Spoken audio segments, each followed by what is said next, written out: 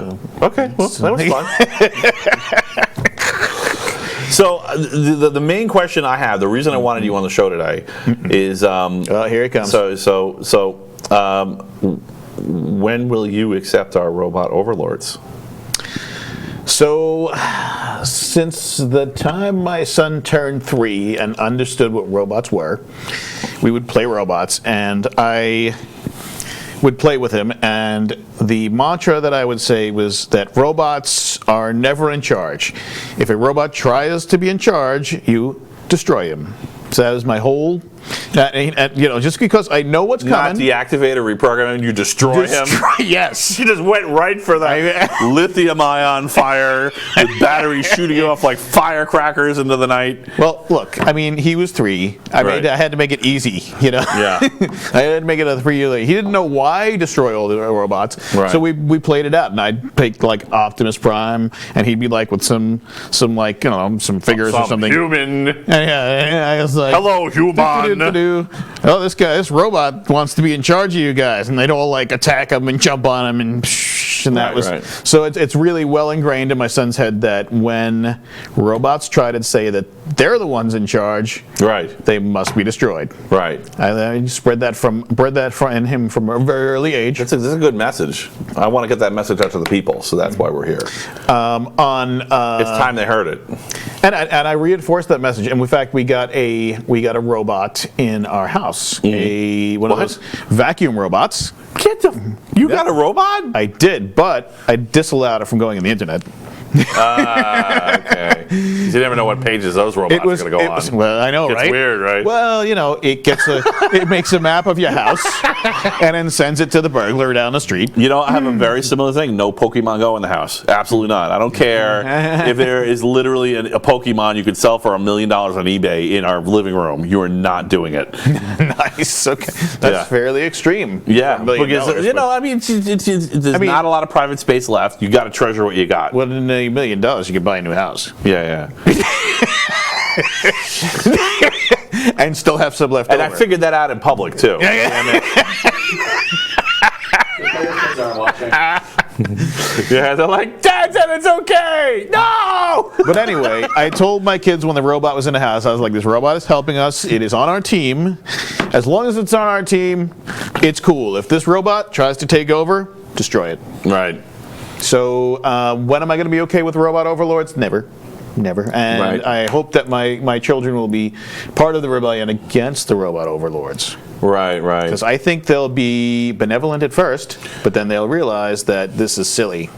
So what you're saying is if a burly 350-pound man that walks strangely in a strangely mechanized fashion comes up to your door and says, "Are you Bradford Dillon?" Yeah, there's going to be some problems. Yeah. Okay, so we know where Skynet's going to strike first. So I'm gonna set up some kind of like Nagios monitor on your house.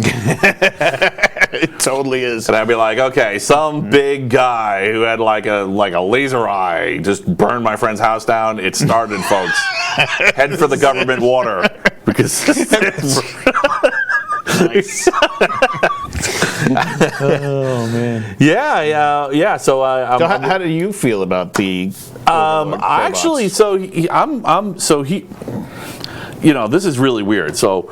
I think that the key to figuring out artificial intelligence, you always did tease me that I was going to build Skynet. Yes. And I'm beginning to think that might be true. Still working on it. Still working on it. Yes. So, I've given up my plans to rebuild my master control program. And that's a control. Oh, yes, you have. From Tron. Yes, yeah. That's right. You had a plan to beat Skynet with master control program. Yes. Actually, that could work. It could work. It really could work. Yes. But I just don't have time, man. I got 2 kids, I got a dog, I got a house, I got a job. Who has time? You mentioned that. I asked him for notes on what he wanted to talk about, and he just said that. That was his whole plan for coming on the show. I have the usual notes, and his plan was I have dog and kids and a house. It's pretty much my focus most of the time. Literally, it's like if a psychologist asks a 4th grader what his life is like, and he draws a picture of a family and a house. It's public presence.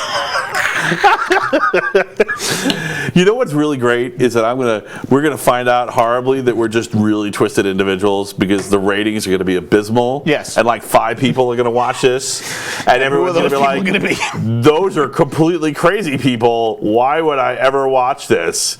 What's the angle?" Right. And then yeah. No. So what the fuck was You were talking about robots. We were talking about robots, and we were talking about master control program and Skynet. Let me go back to my original point. Okay. Well, there was a couple of points. I missed a point back there. Let me write that down. Master starts with M. Pokemon Go. So that's my note for later. So the master. Yes, that's all you need to know to write artificial intelligence that can rival human beings. Is what letter does its name start with? Hey, we got to start somewhere. Right. So I had this. I think that understanding the difference between psychopaths and normal humans actually gives us a big clue into why artificial intelligence. You heard about the Microsoft robot, the Microsoft AI that they put on the web, and they had to shut it down like 3 times in a row. Yeah, I brought this up on the show before. And basically what happened is it became like it was a psychopath. I think that was what was really going on. So it got exposed to people's racism and bigotry, and it said, "Oh, I can get bigger reactions by reproducing, by enhancing, focusing on, and reproducing bigotry." So, like next thing you know, it's like it's dropping N bombs and it's Hail Hitler or whatever the thing was. Jeez. It really went over the top. And they had to pull the plug.